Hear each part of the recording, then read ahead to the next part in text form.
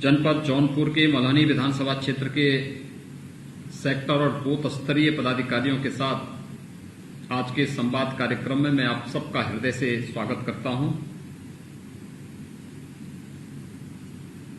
मुझे 26 सितंबर को आपके बीच में आने का अवसर प्राप्त हुआ था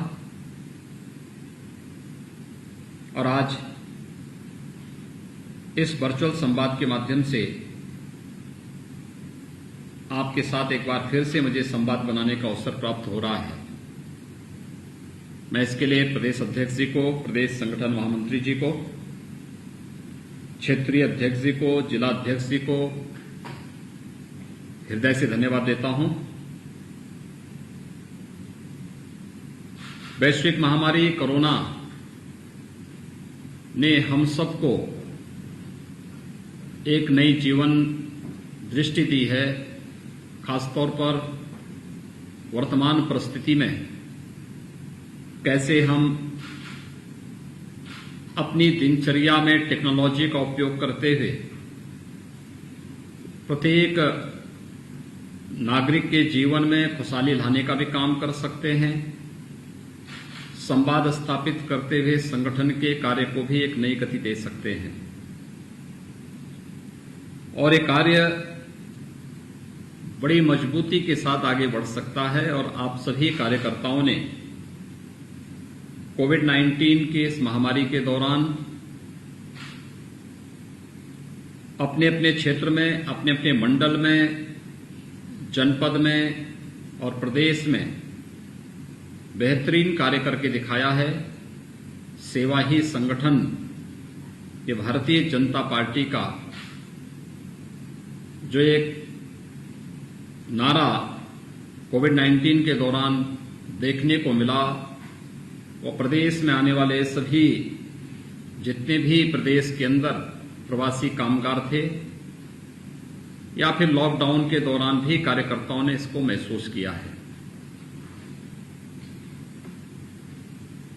इसकी सर्वत्र सराहना हुई है, लेकिन कोविड-19 का खतरा भी समाप्त नहीं हुआ है।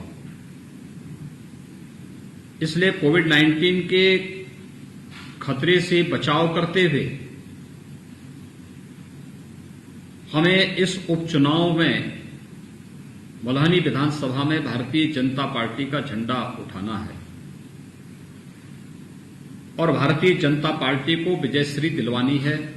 ये दायित्व भारतीय जनता पार्टी के मल्हानी विधानसभा क्षेत्र के सभी कार्यकर्ताओं के ऊपर है और इसीलिए आज इस वर्चुअल संवाद से मैं आपके पास जुड़ करके एक बार फिर से आह्वान करने के लिए आपके बीच में आया हूं।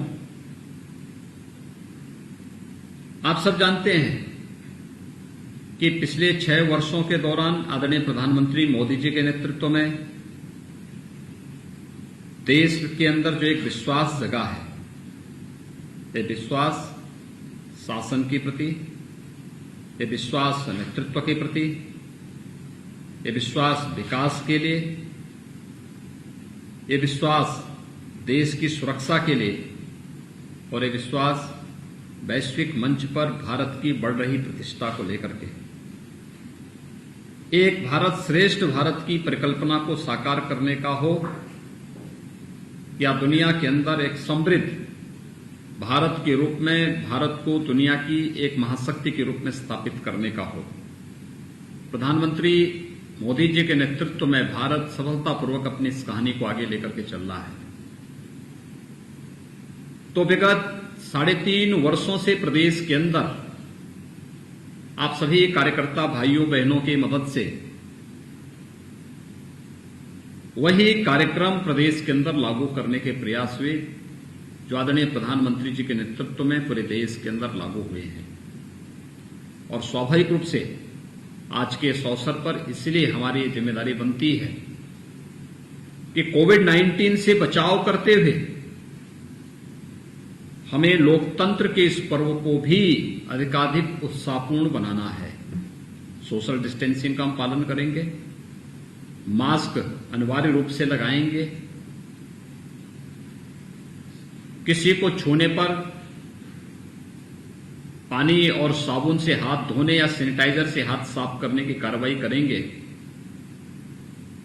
ट्रैफिक के नियमों का पालन करेंगे, कोविड-19 के लिए भारत सरकार के द्वारा जारी की गई गाइडलाइन का अक्षरशः पालन करेंगे, लेकिन जनता के बीच में शासन की योजनाओं का लाभ दिलाने का कार्य भी करेंगे। अद्भुत कार्य हुआ।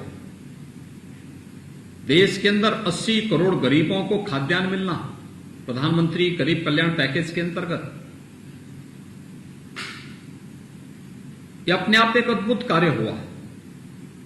लोगों के लिए कौतूहल और आश्चर्य का विषय था, लेकिन यह कार्य सफलतापूर्वक प्रदेश के अंदर करने में सफलता प्राप्त हुई, देश के अंदर सफलता प्राप्त हुई, क्योंकि प्रधानमंत्री मोदी जी के विजन के कारण देश के अंदर पहले से ही टेक्नोलॉजी के प्रति प्रधानमंत्री मोदी जी का जो आग्रह रहा, समयबद्ध ढंग से चले हुए चरणबद्ध तरीके से किए गए कार्यों का परिणाम था कि हर एक व्यक्ति टेक्नोलॉजी से जुड़ा, और आज उसका परिणाम हम सबके सामने है। इस पूरे कोरोना कालखंड के दौरान आपने देखा होगा, हर एक गरीब को पर्याप्त मात्रा में खाद्यान्न दिया गया। वृद्धावस्था पेंशन, दिव्यांगजन पेंशन, निराश्रित महिला पेंशन, सभी आश्रितों को समय से उपलब्ध हो गया। भरण पोषण भत्ता के लिए प्रवासी कामगार हो, निर्माण श्रमिक हो, ठेला खोमचा रेहड़ी लगाने वाले स्ट्रीट वेंडर्स हो, कुली या पल्लेदार हो, इन सबको भी इसका लाभ दिया गया। राशन किट की व्यवस्था हो या फिर भरण पोषण भत्ता की व्यवस्था, ये सभी कार्य हुए।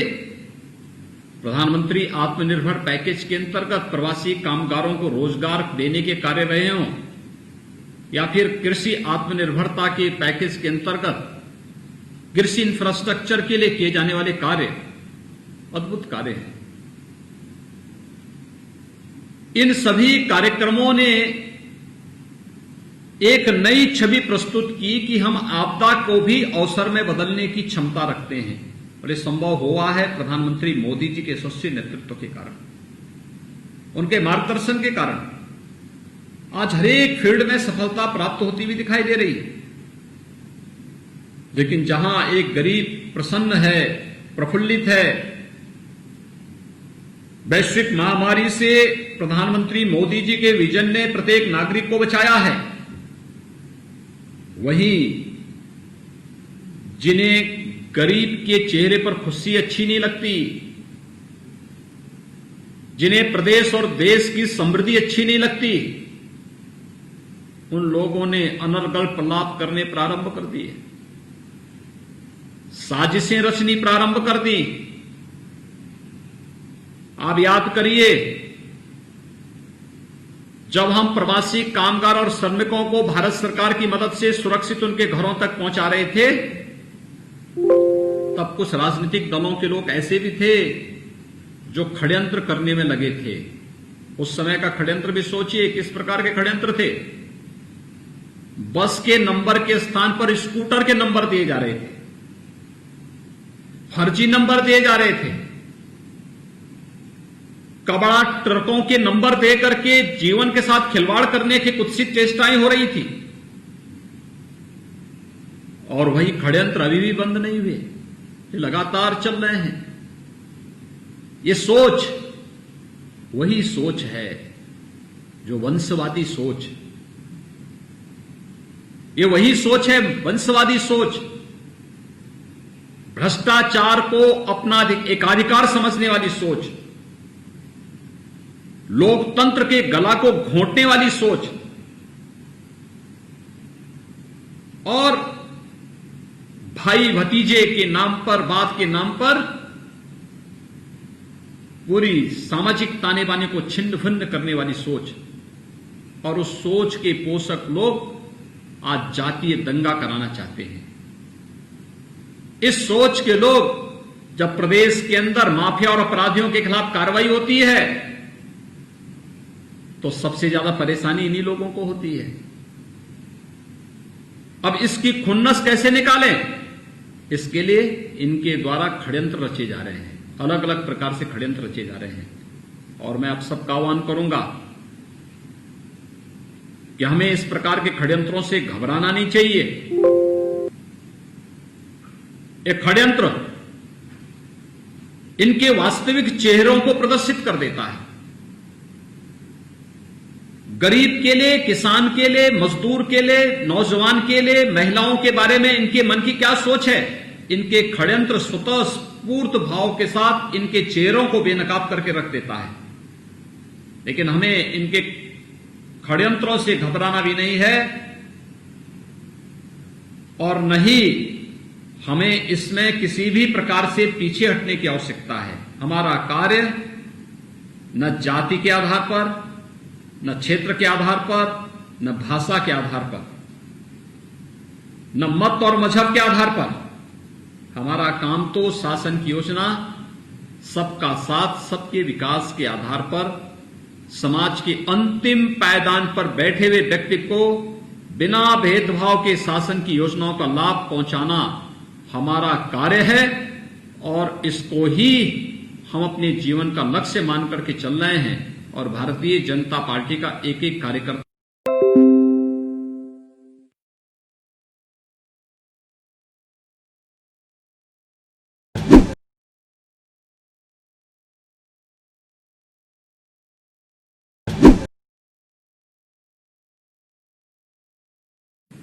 लेकिन विगत 6 वर्षों के दौरान प्रधानमंत्री मोदी जी ने जो योजनाएं दी, प्रधानमंत्री आवास योजना हो, स्वच्छ भारत मिशन है, जनधन योजना है, प्रधानमंत्री उज्ज्वला योजना है, प्रधानमंत्री सौभाग्य योजना है, प्रधानमंत्री आयुष्मान भारत की योजना है, प्रधानमंत्री जीवन ज्योति या जीवन सुरक्षा बीमा की योजनाएं हैं, प्रधानमंत्री फसल बीमा की योजना है, प्रधानमंत्री कृषि सिंचाई की योजना है, वन नेशन वन पोर्टेबिलिटी के माध्यम से one nation one ration card की व्यवस्था, ये सभी कार्य ऐसे हैं जो प्रत्येक नागरिक के और समाज के अंतिम पायदान पर बैठे हुए व्यक्ति के जीवन में व्यापक खुशहाली और इसीलिए अपनी हताशा और निराशा को मिटाने के लिए नए नए षड्यंत्र और नए नए हथकंडे अपनाने का कार्य लोग कर रहे हैं। जो लोग 50 वर्षों में गरीब को आवास नहीं दे पाए, शौचालय नहीं दे पाए, बिजली का कनेक्शन नहीं दे पाए, स्वास्थ्य की सुविधा नहीं दे पाए, आज वे लोग अपनी खुन्नस षड्यंत्र और साजिश के माध्यम से निकालने का प्रयास कर रहे हैं। जिन लोगों ने 50 वर्षों में प्रदेश में माफियागिरी पनपाई, अराजकता पनपाई,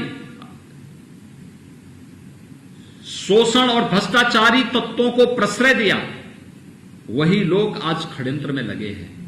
हमें इनसे सावधान होना होगा। आज आपने बदलते हुए उत्तर प्रदेश को देखा है। दुनिया का हर निवेशक आज उत्तर प्रदेश में निवेश करना चाहता है। ये निवेश हमारे लिए केवल विकास का आधार मात्र नहीं है, ये निवेश हमारे युवाओं के लिए रोजगार का भी साधन बनता है। भाइयों बहनों, कल्पना करिए 15 वर्षों में प्रदेश में जितनी नियुक्तियां नहीं हो पाई थी, अकेले 3 वर्ष में हमारी सरकार ने 3 लाख से अधिक सरकारी नियुक्तियां प्रदेश के नौजवानों को दी हैं। 20 लाख से अधिक नौकरियां हम लोगों ने निजी क्षेत्र में दी हैं। 1.5 करोड़ से अधिक लोगों को रोजगार की संभावना और स्वतः रोजगार के साथ जोड़ने का कार्य हम लोगों ने प्रदेश के अंदर किया है। ये पिछले 15-20 वर्षों में इतना काम नहीं हो पाया जितना कार्य मात्र 3.5 वर्षों के अंदर प्रधानमंत्री मोदी जी के मार्गदर्शन में प्रदेश सरकार ने प्रदेश के अंदर करके दिखाया। और अभी नियुक्ति की प्रक्रिया चल रही है। ये कितने भी षड्यंत्र करें, विकास के मार्ग में हम कोई बाधा नहीं आने देंगे, विकास रुकने नहीं देंगे, ठहरने नहीं देंगे। ये तो एक निरंतर चलने वाली प्रक्रिया का हिस्सा होगा और उसी प्रक्रिया को आगे बढ़ाने का कार्य किया जा रहा है।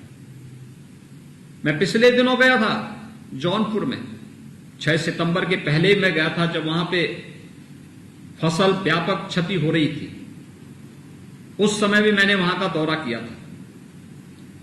इससे पहले भी मुझे जाने का अवसर मिला था जब मेडिकल कॉलेज का नामकरण भारतीय जनता पार्टी के वरिष्ठ नेता पूर्व गृह मंत्री स्वर्गीय उमानाथ सिंह जी के नाम पर हम लोगों ने किया था।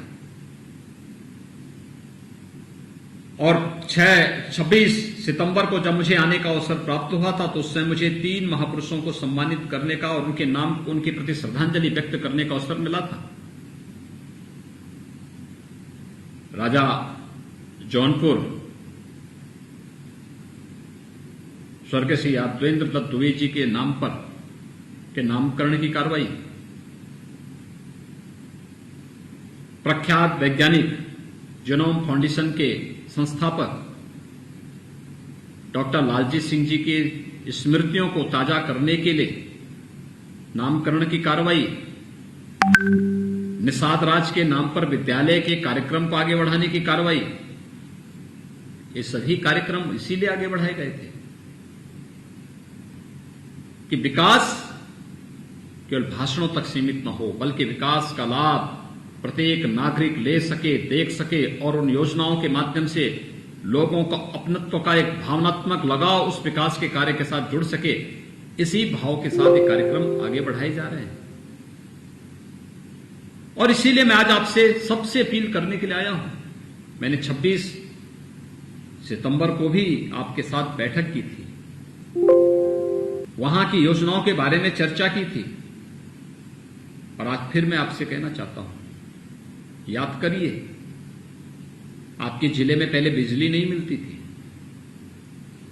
आज बिजली बिना भेदभाव के सबको मिल रही है।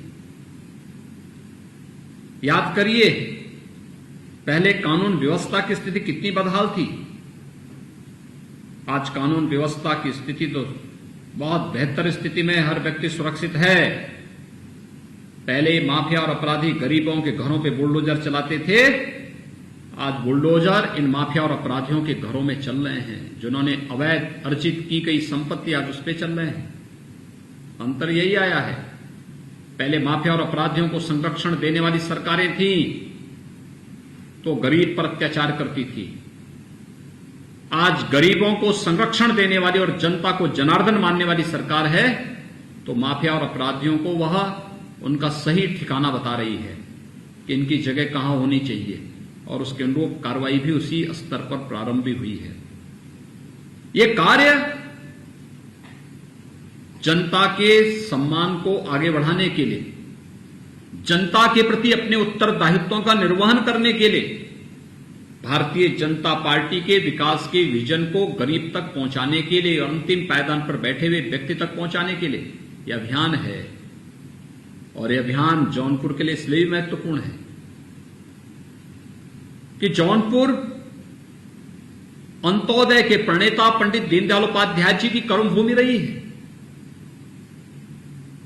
पंडित दीनदयाल उपाध्याय जी की कर्मभूमि होने के नाते मैं पूछना चाहता हूं आप सभी से, और ये प्रश्न आप जनता जनार्दन के सामने भी कर सकते हैं, कि अगर हमने योजनाओं का लाभ समाज के अंतिम पायदान पर बैठे हुए व्यक्ति तक पहुंचाने के लिए, समाज के प्रत्येक तबके को देने के लिए जब कोई भेदभाव नहीं किया, न आवास देने में, न विद्युत के कनेक्शन देने में, न शौचालय देने में, न रसोई गैस का कनेक्शन देने में, न आयुष्मान भारत का लाभ देने में, किसान सम्मान निधि के लाभ देने में जब कोई भेदभाव नहीं, किसी योजना में कोई भेदभाव नहीं, तो फिर भारतीय जनता पार्टी के साथ तो प्रत्येक नागरिक को जुड़ना चाहिए। हर एक व्यक्ति का स्वतःस्फूर्त भाव लगा भारतीय जनता पार्टी के साथ जुड़ता है। क्या कारण है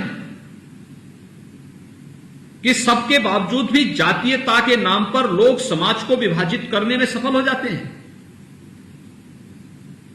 इसकी तह में हमें जाना पड़ेगा। यह विभाजन विकास को कमजोर करता है, और जब भी विकास कमजोर होता है, याद रखना, इसकी कीमत समाज को चुकानी पड़ती है, हर एक तबके को चुकानी पड़ती है। डेवलपमेंट जब भी थमेगा पलायन होगा, डेवलपमेंट जब भी रुकेगा गरीब से लेकर के समाज के हर एक तबके पर इसका व्यापक प्रभाव पड़ता है। और इसलिए मैं आप सबका आह्वान करने के लिए आया हूं कि उपचुनाव को मात्र एक उपचुनाव की औपचारिकता न बनाएं। उपचुनाव का मतलब विकास की एक नई धारा को फिर से प्रारंभ करने का है। मल्हानी विधानसभा क्षेत्र इसी दृष्टि से किसी भावनाओं में बहने की आवश्यकता नहीं, उसे परिणाम में बदलने के लिए किए जाने वाले प्रयास को आगे बढ़ाने का कार्य है। और मैं आप सबका आह्वान करूंगा कि हम सभी लोग इसके साथ जुड़े हैं। मैंने पिछली बार भी कहा था 554 बूथ हैं आपके मल्हानी विधानसभा क्षेत्र में, जिसमें से 182 बूथ नए बढ़े हैं।